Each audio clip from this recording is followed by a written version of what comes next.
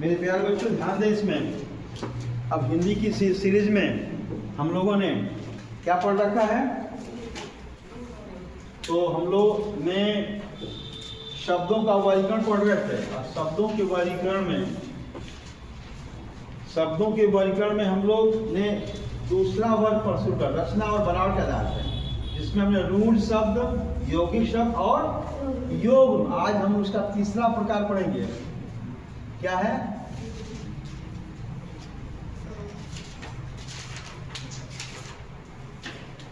तो तीसरा प्रकार है योग रूढ़ शब्द।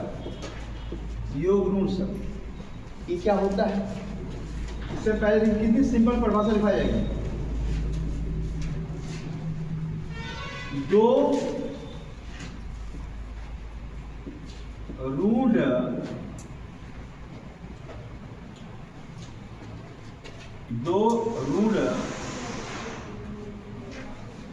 शब्दों के मेल से बनने वाले शब्द। और क्या कह रहा है? और कह रहा है कि दो रूढ़ शब्दों के मेल से बनने वाले शब्द या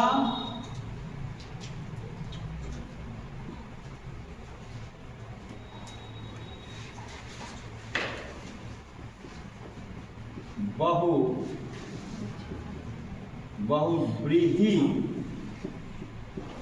समास के शब्द वाले समास के शब्द वाले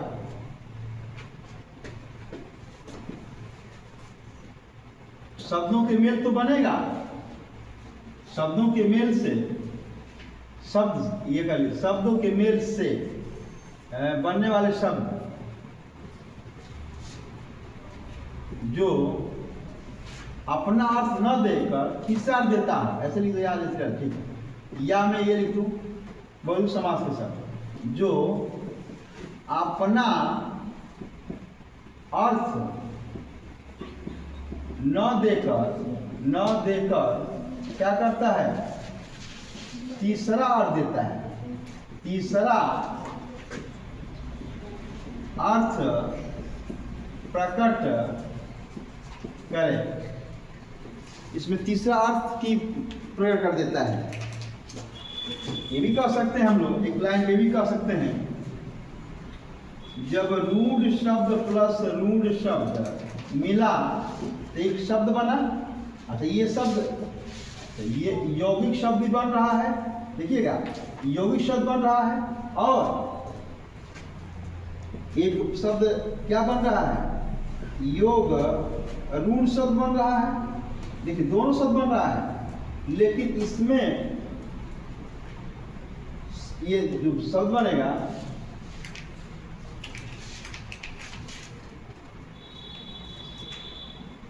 अपना अर्थ प्रकट करेगा। अपना अर्थ प्रकट करेगा, अर्थ प्रकट करेगा। प्रकट क्या करेगा? ये अपना अर्थ प्रकट करेगा। लेकिन ये जो होगा, ये योग रूढ़ शब्द हैं, अपना अर्थ क्या करेगा? छोड़ देगा। अपना अर्थ छोड़कर दूसरा अर्थ, क्या? दूसरा अर्थ प्रकट करेगा। जैसे ही समझेंगे, हमने कहा दशानन, अर्थात इसको तोड़े तो 10 आनंद, 10 प्लस आनंद, 10 प्लस आनंद, अर्थात 10 आनंद का मतलब होता है मुख, 10 मुख वाले। अच्छा, लेकिन ये अपना अर्थ छोड़ेगा, रावण कह देगा, मतलब हो गया ना, यहाँ 10 मुख। अच्छा, किसको कहा गया? रावण को। यहाँ ये जो शब्द है, शब्द तो है, लेकिन कैसा शब्द? टूट भी रहा है, खंडन भी हो रहा है, अलग अलग अर्थ, अलग अलग अर्थ भी दे रहे हैं। लेकिन जब इसको हम, लेकिन ये अर्थ देने के साथ साथ ये अपना छोड़ दिया, तीसरा अर्थ दे दिया, चतुर्भुज।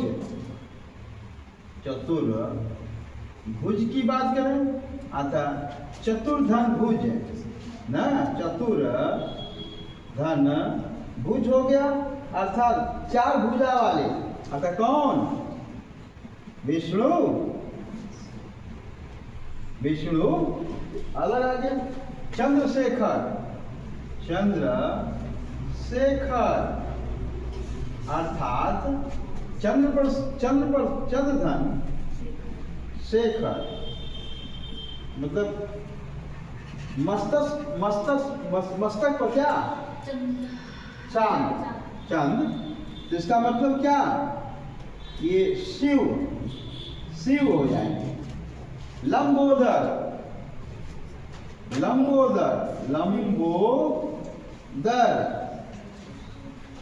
मतलब लंबा प्लस उदर मतलब गणेश। लंबा है जिनका उदर पेट, अर्थात अलग गणेश दे दिया, रावण हो गया, विष्णु हो गया, शिव हो गया। इस प्रकार ये जो शब्द हैं हमारे क्या हो गए? योग रूप शब्द। मतलब हमने पहला प्रकार पढ़ा 5 प्रकार में, तत्सम, तद्भव, देशज, विदेशज और संकर। उसके बाद हमने रचना और बनान के आधार पर 3 प्रकार पढ़ा, योग, यौगिक, रूढ़, यौगिक और योग। अब हम लोग पढ़ेंगे तीसरा वर्गीकरण। क्या पढ़ेंगे हम लोग? अर्थ के आधार पर। नहीं, हाँ, अर्थ के आधार पर। क्या कहूँ? अर्थ के आधार पर। अर्थ कितने भागों में बांटा गया? तो 2 भागों में बांटा गया है। एक होता है सार्थक, एक होता है निरर्थक। क्या ये बात समझ में आया? पढ़े आप लोग? याद आ रहा है सब? तो ये होता है बहुत सार्थक होता है, सार्थक शब्द, एक होता है निरर्थक शब्द। निरर्थक शब्द होता है, निरर्थक शब्द है। इसका मतलब बाबू ये सा प्लस अर्थ है, सा प्लस अर्थक। क्या है ये? सा प्लस अर्थक। सा प्लस मतलब सा का मतलब 7। क्या मतलब है? सा का मतलब 7, अर्थ का मतलब अर्थ दे, जिसके साथ क्या हो? अर्थ हो, जो अर्थ प्रकट करे, जो शब्द क्या प्रकट करे? अर्थ प्रकट करे, अर्थ प्रकट करे, वो क्या कहलाता है? सार्थक शब्द कहलाता है। और जो शब्द अर्थ, इसका क्या होगा? सदविजय निर्धन, निर्धन अर्थ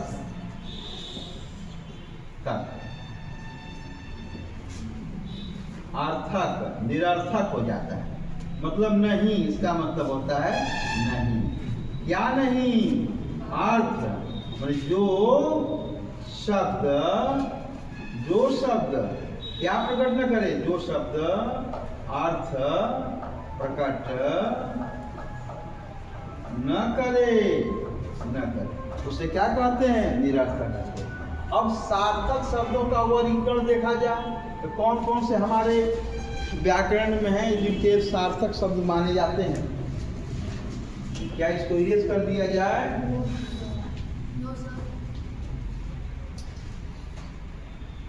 जो रूढ़ शब्दों के मेल से बनने वाले शब्द, 2 रूढ़ शब्दों के मेल से बनने वाले शब्द, या बहुवी समास शब्द वाले जो अपना अर्थ न देकर तीसरा अर्थ प्रकट करें, वे सब क्या कहलाते हैं? योग रूढ़ शब्द कहलाते हैं। योग प्लस योग बराबर योगी शब्द बनते हैं और योग रूढ़ शब्द बनते हैं। जो योग रूढ़ बनते हैं और योगी शब्द बनते हैं वो अपना अर्थ प्रकट करते हैं, लेकिन जो योग रूढ़ शब्द बनते हैं वो अपना अर्थ छोड़कर दूसरा अर्थ प्रकट करते हैं। जैसे दशानन, चतुर्भुज, चंद्रशेखर, लंबोदर हैं। अब हम लोग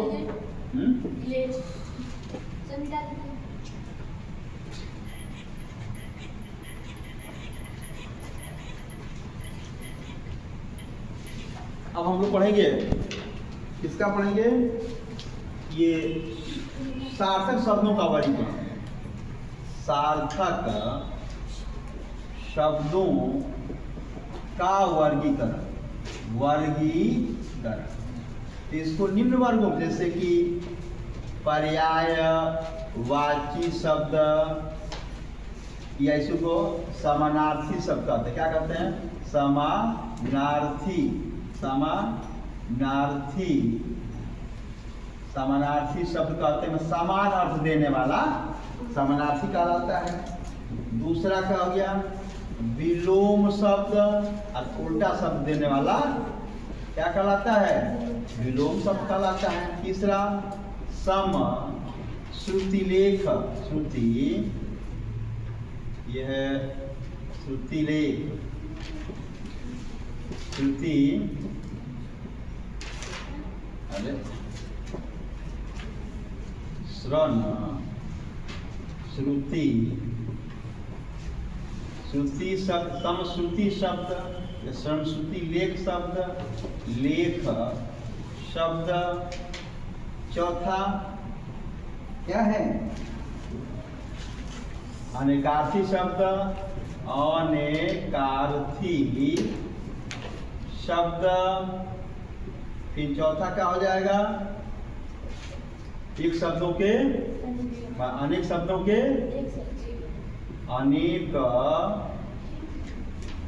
अनेक शब्दों के एक शब्द बना दिया जाता है। इससे आपको याद बस ये देखना है, ये हो गया, ये हो गया, ये हो गया और यहाँ तक, ठीक है।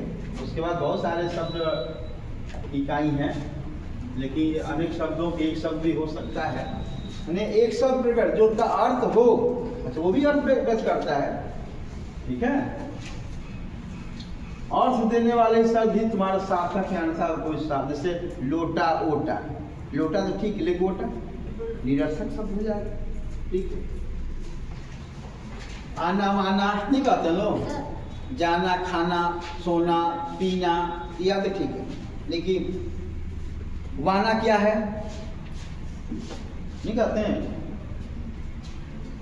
वाना शब्द लगा दिए, लोटा ओटा, ओटा शब्द का दिए, ये सब क्या है? ये सब जो है हमारे निरर्थक है, जिसका इमेज हमारे मन मस्तिष्क से बनता है। बस इतना ही सब है। आगे देखते हैं।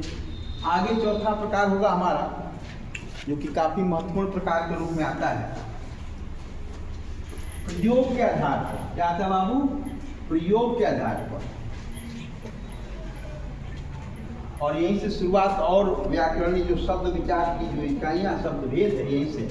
आज चौथा हो गया प्रयोग के आधार पर। चौथा जो हमारा वर्गीकरण है वो होता है प्रयोग के आधार पर। प्रयोग के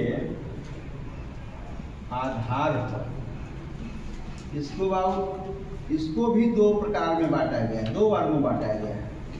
एक होता है विकारी शब्द होता है, और दूसरा होता है अविकारी शब्द। अविकारी शब्द होता है। अब नाम से समझ में आ रहा है कि ये रहा वे शब्द, वे जो शब्द, वे शब्द लिखिए, वे शब्द जिनका लिंग वचन काल कारक में क्या होता है? कारक में परिवर्तन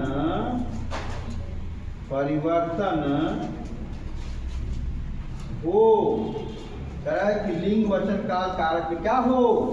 परिवर्तन हो, उसे हम विकारी कहते हैं। अब बस ये उल्टा हो जाएगा, और लग गया इसका मतलब नहीं, और लग गया तो इसका मतलब कि क्या हो गया?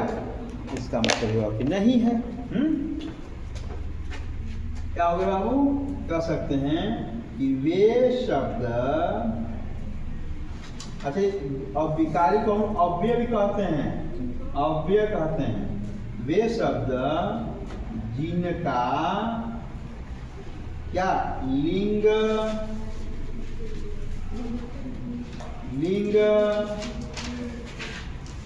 वचन, काल, कारक में परिवर्तन न हो, परिवर्तन न हो। मतलब शब्द के परिवर्तन की जो इकाई होती है वो कितनी होती है? तो 4 इकाइयां होती हैं। यहाँ लिख देते हैं, शब्द परिवर्तन की 4 इकाइयां होती हैं। कितनी इकाइयां होती है? 4 इकाइयां होती है। कौन कौन बाबू? कहेंगे पुल्लिंग, दूसरा होता है वचन, तीसरा होता है काल और चौथा होता है कारक। बस इतने तक रहने देते हैं और आगे कल कंटिन्यू किया जाएगा। विकारी कितने होते हैं? तो 4 होते हैं। अविकारी कितने होते हैं? तो 4 + 1 होते हैं, अर्थात 4 ही होते हैं, लेकिन एक एक्स्ट्रा और बनाया गया है, जोड़ा गया है, उसको भी अविकारी में, लेकिन मुख्य रूप से 4 होते हैं। कौन कौन? कोई बताएगा?